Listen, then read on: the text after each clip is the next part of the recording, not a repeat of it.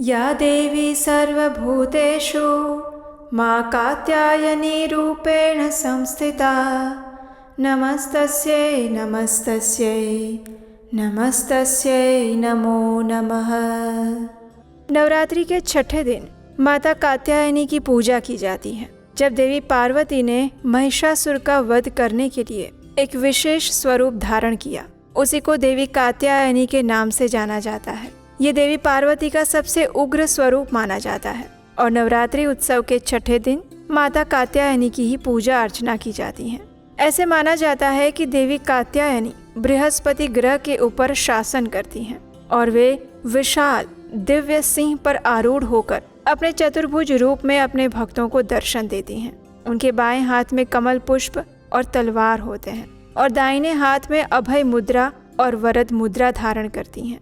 तो चलिए नवरात्रि के आज इस पावन अवसर पर हम देवी कात्यायनी की पौराणिक कथा का श्रवण करते हैं और उसके साथ ही आज इस वीडियो के अंत में आपके लिए विशेष रूप से एक ऐसा भजन, एक ऐसा गीत जिसे सुने बिना आपका ये कथा श्रवण अधूरा रह जाएगा और आज की नवरात्रि भी अधूरी रह जाएगी। तो अंत तक इस वीडियो को अवश्य सुनिएगा और अगर अच्छा लगे तो अपने परिवार में सभी लोगों को शेयर कर दीजिएगा।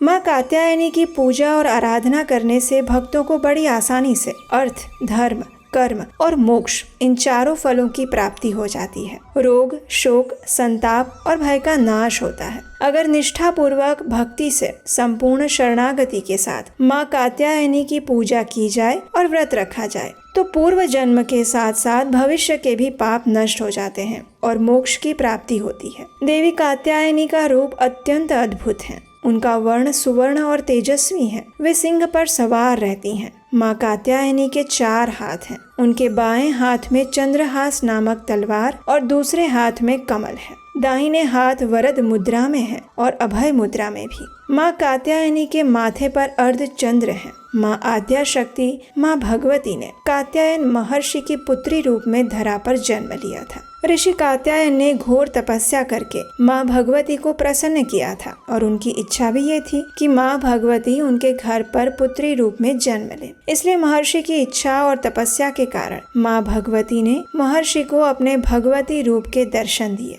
और कुछ समय बाद वे उनके घर पर पुत्री रूप में जन्म लेती हैं और वैद्यनाथ नामक स्थान पर प्रकट होती हैं। कात्यायनी देवी को निर्भीकता और साहस की देवी माना जाता है। कात्यायनी देवी का नाम कात्यायन ऋषि की पुत्री होने के कारण कात्यायनी पड़ा है। इसलिए माँ दुर्गा के छठे स्वरूप में नवरात्रि के छठे दिन देवी कात्यायनी की पूजा संपूर्ण विधि और विधान के साथ की जाती है। तो चलिए अब हम देखते हैं कि नवरात्रि के छठे दिन माँ दुर्गा के इस कात्यायनी स्वरूप का विधि पूर्वक पूजन कैसे करना चाहिए। तो देखिए, नवरात्रि के छठे दिन माँ दुर्गा के कात्यायनी स्वरूप की पूजा के लिए प्रातः ब्रह्म मुहूर्त में उठकर स्नान इत्यादि से स्वच्छ होना चाहिए। स्वच्छ वस्त्र धारण करके गंगा जल या गौमूत्र से अपने घर और मंदिर को स्वच्छ करना चाहिए। उसके बाद देवी कात्यायनी की पूजा का संकल्प लेते हुए हाथ जोड़कर प्रार्थना करनी चाहिए। जो स्थापित किया हुआ कलश है उसकी अबील, गुलाल, पुष्प, अक्षत और सुगंधित फूल तथा द्रव्यों द्वारा पूजा करनी चाहिए और माँ दुर्गा के इस कात्यायनी स्वरूप का मन ही मन ध्यान करते हुए माँ दुर्गा की मूर्ति अथवा प्रतिमा को अक्षत, रोली, सिंदूर, पीले पुष्प और भोग अर्पित करने चाहिए। माँ की आरती, स्तुति और मंत्रों का जप करना चाहिए। कात्यायनी देवी को पीले पुष्प, हल्दी का तिलक और भोग अर्पित किया जाता है। उनके भोग में शहद और मूंग दाल के हलवे का भोग लगाया जाता है। पूजा करते समय उनके नाम का मंत्र का जाप इस प्रकार है: ओम देवी कात्यायन्यै नमः। इस प्रकार पूजा विधि करने के बाद देवी को प्रसन्न किया जा सकता है। तो चलिए अब हम देवी कात्यायनी से जुड़ी एक पौराणिक कथा का श्रवण करते हैं। तो इस पौराणिक कथा के अनुसार कत नाम के एक प्रसिद्ध ऋषि हुए। उनके पुत्र ऋषि कात्य हुए और उन्हीं कात्य के गोत्र में विश्व प्रसिद्ध महर्षि कात्यायन का जन्म हुआ। उनकी इच्छा थी कि माँ भगवती उनके घर पर पुत्री के रूप में जन्म ले। इसलिए महर्षि कात्यायन ने घोर तपस्या की। उनकी इस कठोर तपस्या से प्रसन्न होकर माँ भगवती ने उन्हें दर्शन दिए। देवी भगवती को अपने समक्ष देखकर महर्षि कात्यायन ने उनसे प्रार्थना की कि हे देवी जगदम्बे, मेरी एकमात्र इच्छा यही है कि आप मेरे घर में पुत्री रूप में जन्म लें और मैं आपकी सेवा कर पाऊँ।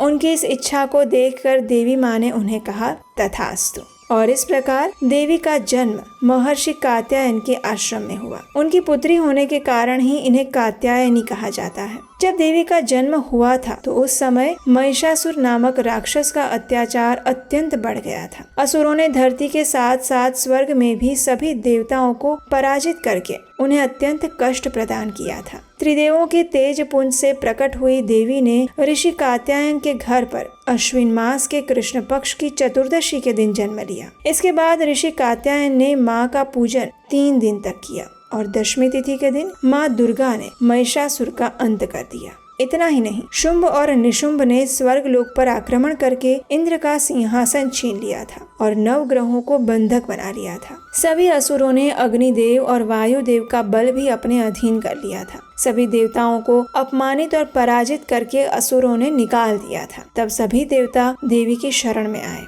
और उनसे प्रार्थना की कि वो उन्हें असुरों के अत्याचार से मुक्ति प्रदान करें। तब माँ ने सभी असुरों का वध करके देवताओं को अपना अधिकार वापस दिलाया था। इस प्रकार महिषासुर का वध करने के कारण देवी को महिषासुर मर्दिनी भी कहा जाता है। माँ दुर्गा ने ये स्वरूप में राक्षसों का विनाश करके ऋषियों की रक्षा की थी। देवी कात्यायनी ऋषि कात्यायन की तपस्या के फल स्वरूप उनकी पुत्री के रूप में प्रकट हुई थी और इसी रूप में उन्होंने महिषासुर का वध किया था। वास्तव में ये सारे असुर उस समय में ही नहीं बल्कि आज के कलयुग में भी उपस्थित हैं, क्योंकि असुर मनुष्य की दुष्प्रवृत्तियों को भी कहा गया है। मनुष्य के अंदर हिंसा या पाप वृत्ति समाप्त होने पर वो अंतःकरण से शुद्ध हो सकता है और फिर भगवती देवी की कृपा का पात्र बनता है और मोक्ष प्राप्त करता है। इसलिए नवरात्रि के छठे दिन माँ कात्यायनी के स्वरूप का ध्यान पूजन करने से व्यक्ति के भीतर चल रही नकारात्मकता का नाश होकर सकारात्मक ऊर्जा का विकास होता है। जो व्यक्ति माँ के चरण कमल से अपना ध्यान स्थित करता है उसे सरलता से दिव्य पद की प्राप्ति होती है।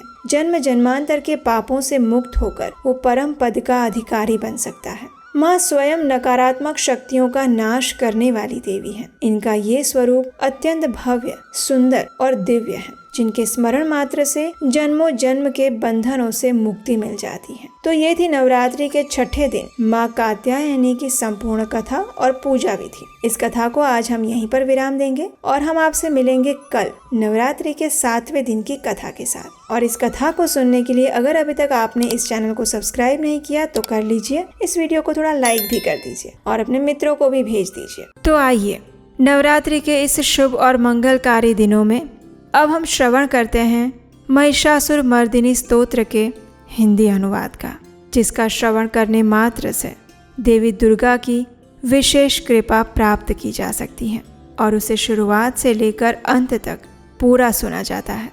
नवरात्रि के इन पावन दिनों में इस महिषासुर मर्दिनी स्तोत्र का पाठ करना या उसका श्रवण करना ये और भी अधिक फलदायी और पुण्यदायी बताया गया है। तो आइए श्रवण करते हैं महिषासुर मर्दिनी स्तोत्र के अनुवाद का।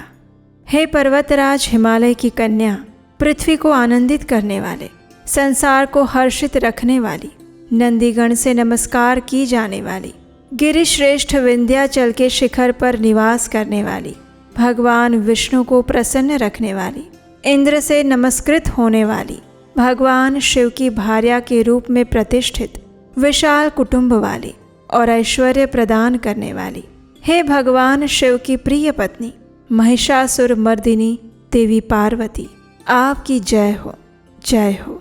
देवराज इंद्र को समृद्धशाली बनाने वाली, दुर्धर तथा दुर्मुख नामक दैत्यों का विनाश करने वाली, सर्वदा हर्षित रहने वाली, तीनों लोकों का पालन पोषण करने वाली, भगवान शिव को संतुष्ट रखने वाली, पाप को दूर करने वाली, घोर गर्जन करने वाली, दैत्यों पर भीषण कोप बरसाने वाली, मदांधों के मद का हरण करने वाली, सदाचार से रहित मुनिजनों पर क्रोध करने वाली और समुद्र की कन्या महालक्ष्मी के रूप में प्रतिष्ठित, हे भगवान शिव की प्रिय पत्नी महिषासुर मर्दिनी देवी पार्वती, आपकी जय हो, जय हो।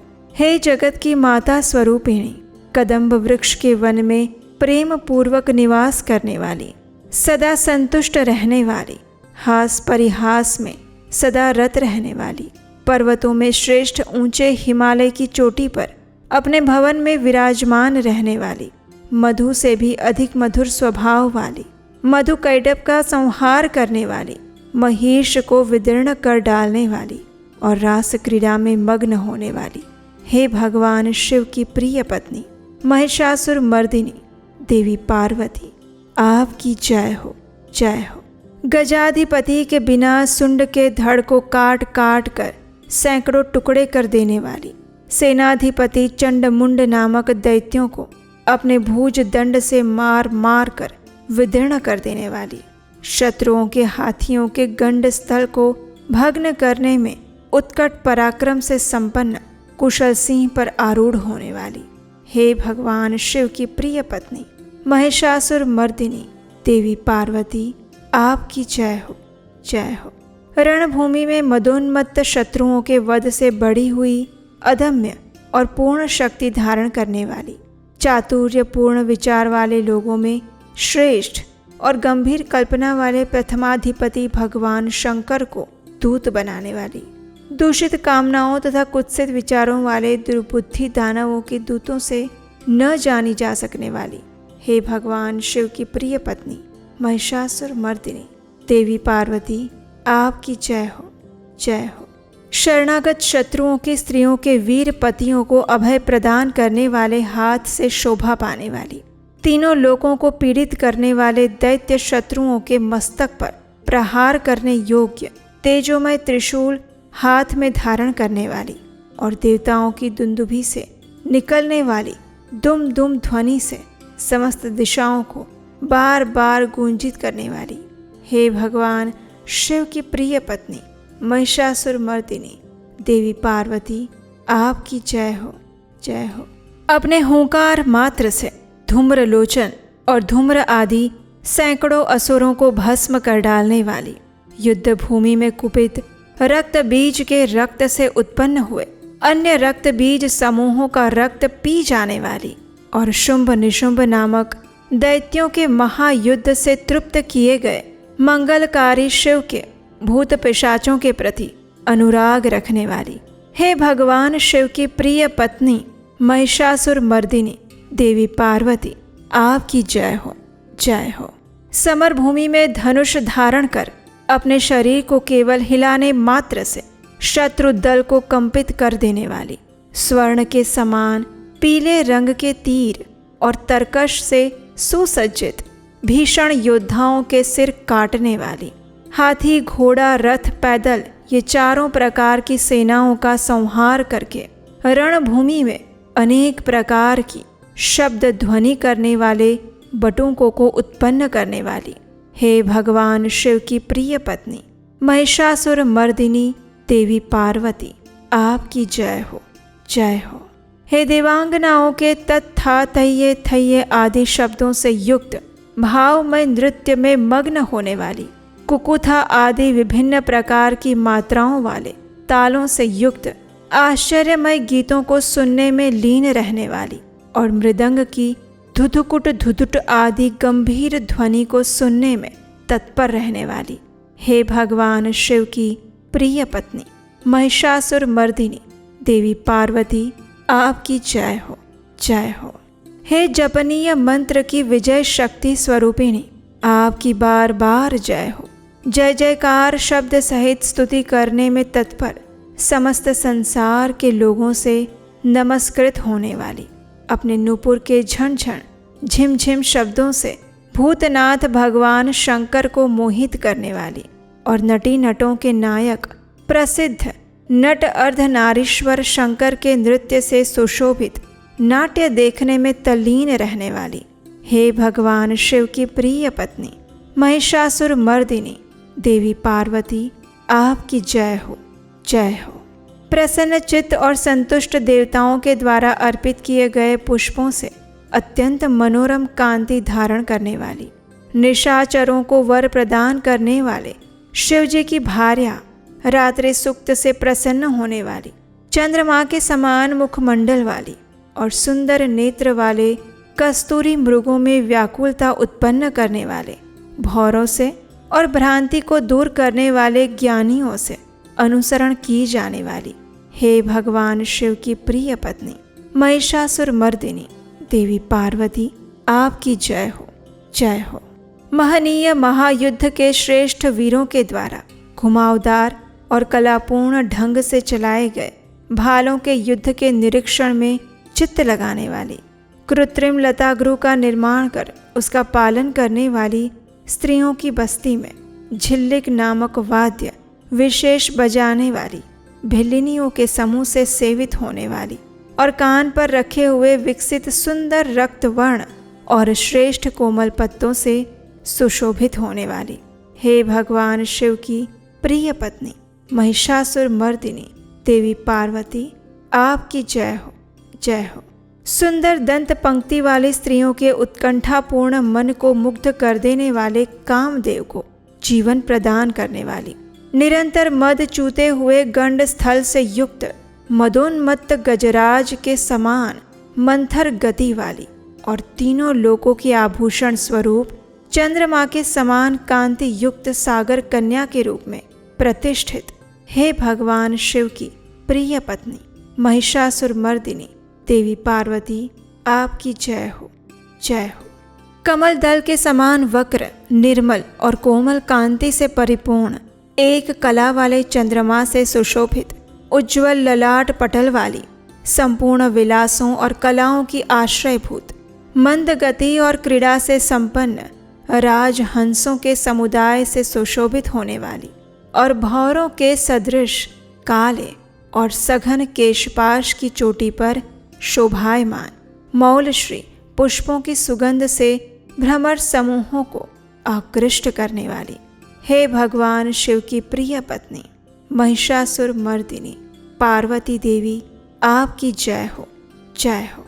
आपके हाथ में सुशोभित मुरली की ध्वनि सुनकर बोलना बंद करके लाज से भरी हुई कोकिल के प्रति प्रिय भावना रखने वाली, भौरों के समूहों की मनोहर गूंज से सुशोभित पर्वत प्रदेश के निकुंजों में विहार करने वाली और अपने भूत तथा भिल्लिनी आदि गणों के नृत्य से युक्त क्रीड़ाओं को देखने में सदा तल्लीन रहने वाली, हे भगवान शिव की प्रिय पत्नी महिषासुर मर्दिनी देवी पार्वती आपकी जय हो, जय हो।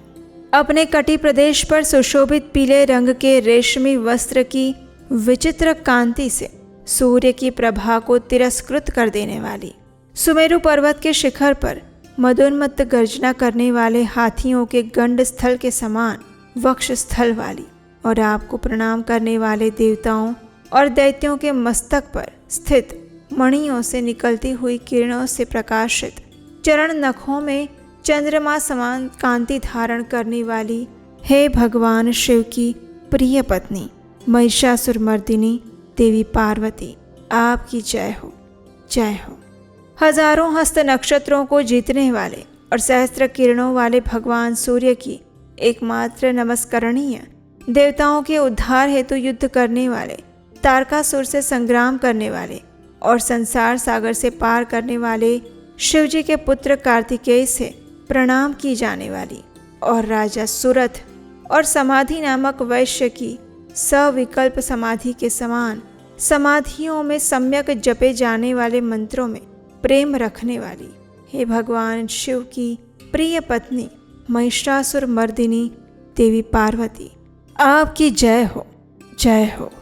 हे करुणामयी कल्याणमयी शिवे, हे कमल वासिनी कमले, जो मनुष्य प्रतिदिन आपके चरण कमल की उपासना करता है उसे लक्ष्मी का आश्रय क्यों नहीं प्राप्त होगा।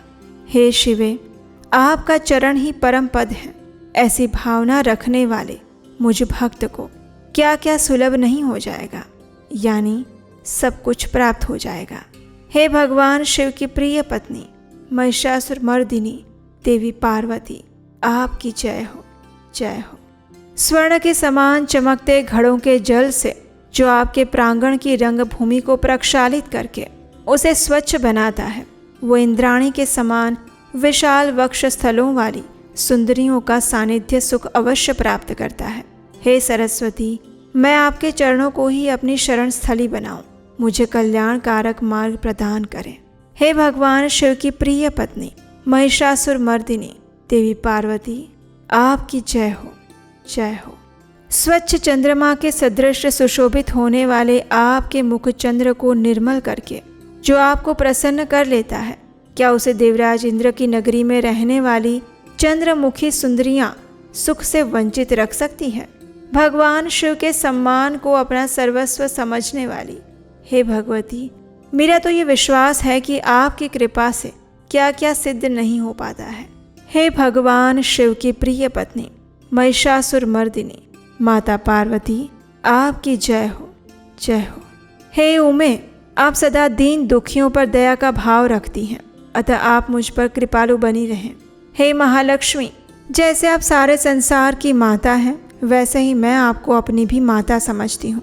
हे शिवे, यदि आपको उचित प्रतीत होता हो तो मुझे अपने लोक में जाने की योग्यता प्रदान कीजिए। हे देवी, मुझ पर दया कीजिए। हे भगवान शिव की प्रिय पत्नी महिषासुर मर्दिनी पार्वती देवी, आपकी जय हो, जय हो। जो मनुष्य शांत भाव से पूर्ण रूप से मन को एकाग्र करके और इंद्रियों पर नियंत्रण करके नियम पूर्वक प्रतिदिन इस स्तोत्र का पाठ करता है या उसका श्रवण करता है, तो भगवती महालक्ष्मी उसके वहाँ सदैव निवास करती हैं और उसके बंधु बांधव और शत्रुजन भी सदा उसकी सेवा में तत्पर रहते हैं। और इसके साथ ही महिषासुर मर्दिनी स्तोत्र यहाँ पर समाप्त हुआ।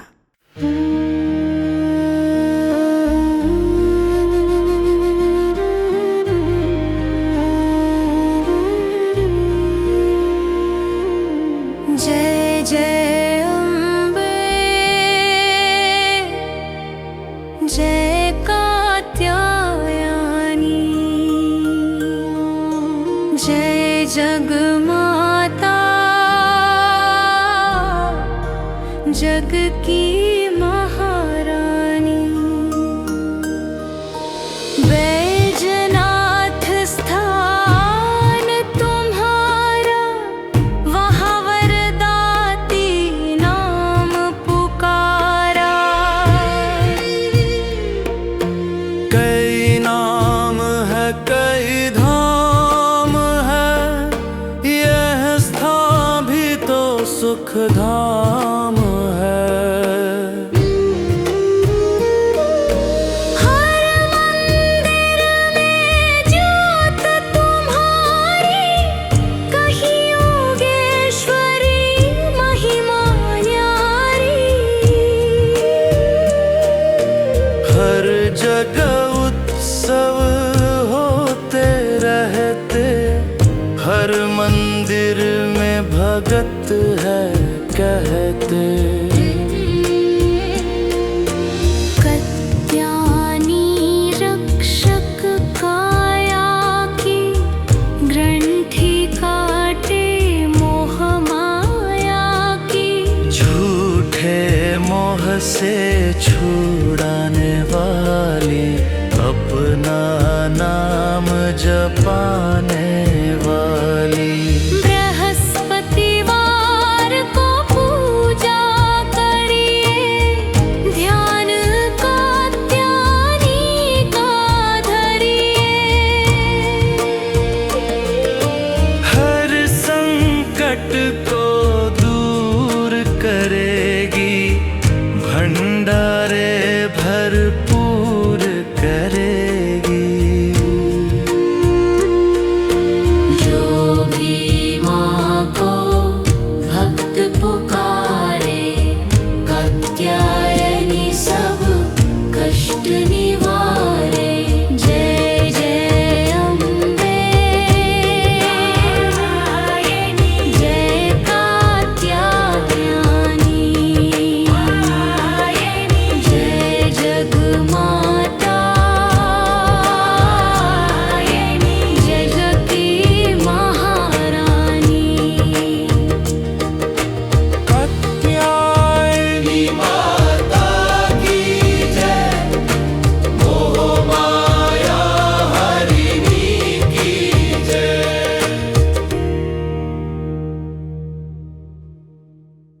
संगीत हमारी सनातन सभ्यता का अहम हिस्सा है और आप सब ने इन कथाओं के माध्यम से सुनाए जा रहे भजन को अत्यंत प्रेम दिया है। और अगर आप ऐसे ही और अधिक भावपूर्ण, हृदय की गहराइयों को छूने वाले दिव्य भजन, संगीत और भगवान के सुंदर स्तोत्र, अष्टकम, आरती, इन सब को सुनना चाहते हैं तो आप हमारे नए चैनल डिवाइन ट्यून्स पर जाकर इन सभी भजन, स्तोत्र इत्यादि को सुन सकते हैं। और अगर चैनल अच्छा लगे तो उसे सब्सक्राइब भी जरूर कर लीजिएगा। इसका लिंक नीचे डिस्क्रिप्शन बॉक्स में है और स्क्रीन पर भी मिल जाएगा।